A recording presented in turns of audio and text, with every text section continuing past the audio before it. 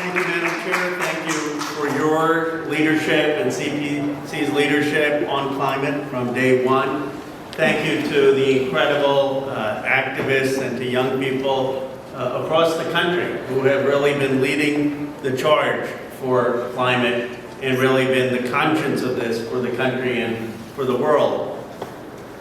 The chair mentioned that the president needs to declare a climate emergency. We're close. I mean, the president has used climate and emergency in the same sentence. We just need him to use the two words together. And it's not just, people say, well, what difference does it make? But it actually makes a very concrete difference because it opens up certain funding to him. He can use then the funding for the Defense Production Act to make solar panels in the United States. He can open up and use the FEMA Act money to make sure that we're building solar farms and wind farms. He can open up and use some of the military money. It's crazy to me. We're heading almost to a $1 trillion defense budget. We take a billion of that to actually invest in climate resilience.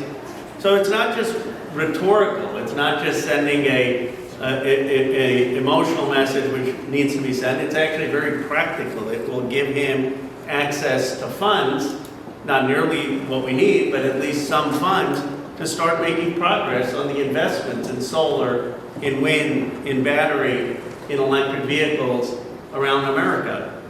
And it's so, as the chair mentioned, it's about our productive capacity. I mean, do we really want not to have the world's lead in making the products of the future? Do we want other countries to lead in building lithium processing, building batteries, building solar? It's mind-boggling to me that we invented the solar panels here, that we manufactured them initially here, and then we were indifferent to their production going offshore. And this is about making sure we're competitive and we have the next wave of jobs and factories here in the United States. Anyone who cares about American productivity should be for declaring a climate emergency. And then in addition to declaring a climate emergency, I hope the President can do a couple things. One is this windfall oil profits tax that we have been pushing as a CPC and pushing on the Senate and the House side. I mean, the idea that these oil companies are making billions of dollars while people are paying $6, what is it, about $6.50 in our districts at the pump. It's outrageous. It's outrageous. The blame isn't the president. The president's done a wonderful job leading and standing up to Putin. The blame is that while he's asking every American to be patriotic, these big oil companies think they can go just fleece the American public and make billions of dollars. They keep begging for permitting, but they're not doing it, putting any of this money in drilling for more oil or more production. They're giving the money to Wall Street shareholders. Those are just facts. And what the windfall oil profits tax would do is say take some of that profit and put it back in the pockets of people who are paying $5, $6, $7 at the pump so they can make ends meet. That's common sense, and it's time that we get that done through this Congress.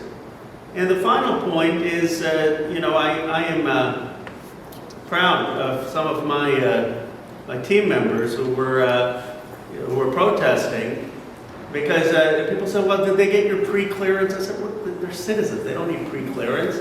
But I'll tell you why I was proud of them. I was proud of them because this is an issue for that young people that is going to be their whole lives.